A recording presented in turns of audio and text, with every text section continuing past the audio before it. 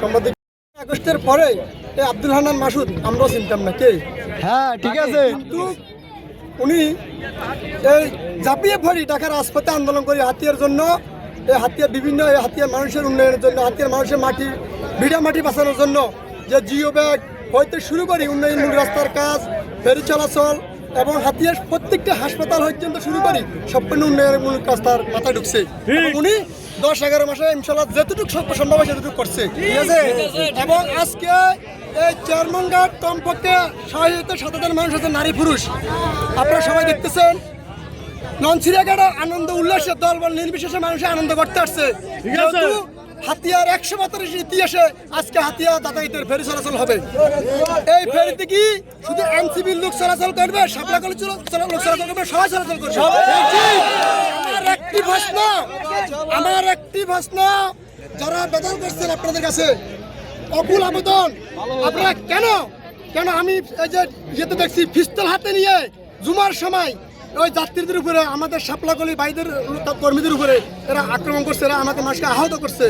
আমি প্রশাসনের কাছে, হাতিয়া ফৌজদারের কাছে, নৌ পুলিশের কাছে আমার আবেদন, আপনারা থাকা সত্ত্বেও কেন আমাদের এই শাপলাকলি হান্নান মাসুদের লোকের উপরে হামলা করতেছে? আপনারা কেন নির্বসী আছেন? আর এই যে হাতিয়ার ফেরি চলাচলে, হাতিয়ার যাতায়াতে যেটা এখন কারা করতেছে, যারা সাদা লুড়ি খাইতো, যারা গাড়া লুড়ি খাইতো, যারা জাপছুলা খাইতো,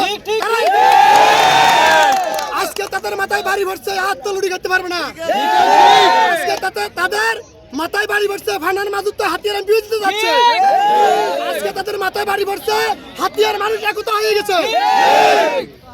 হাতিয়াতে আমি একটা স্লোগান রাখবো, আসেন সবাই মিলে যাই, হাতিয়া গড়াইবার শেষ লড়াই। আসেন সবাই মিলে যাই, হাতিয়া গড়াইবার শেষ লড়াই। আমরা প্রতিহিংসা চাই না। আমি বিএনপির ভাইদের কাছে অনুরোধ করে বলছি, আমি আমার ধর্মের ভর থেকে বিএনপি করে আসছি। একটা হলে আমাদের দলের জন্য একটু হইলে ভাই আছে। আপনাদের কাছে অনুরোধ, আসেন আমরা প্রতিহিংসা করবো না, প্রতিযোগিতা করবো। এক ভাইকে বুঝাই নিব। ইএমপি শামীম সাহেবের তকদিরে থাকলে শামীম সাহেব হবে, হান্নান সাহেবের কপাল থাকলে হান্নান সাহেব হবে। আমি হাতিয়ার জনগণের কাছে আসেন, হাতিয়ার মানুষের দ্বারা দ্বারা যান, ভোট চান, হামলা মামলা করবেন না, হামলা মামলা করবেন না, প্রতিযোগিতা করেন, প্রতিহিংসা করবেন না। আসসালামু আলাইকুম। খাইতে পারেন এখন কিনা গুতালি আমাদের কত হলো, এই যে আপনার কেন এটা জবাব চাই, তার প্রমাণ সাহেব আপনার কাছে। হাতিয়ার 7.5 লক্ষ মানুষ এই ফেরি দিয়ে আসা যাওয়া করবো, কিন্তু ওখানে ভিটাভিটি কেন হইলো, কারা করলো ভিটাভিটি, এটা জবাব চাই আপনাদের কাছে। বিচার আপনাদের কাছে। এই বলি আমার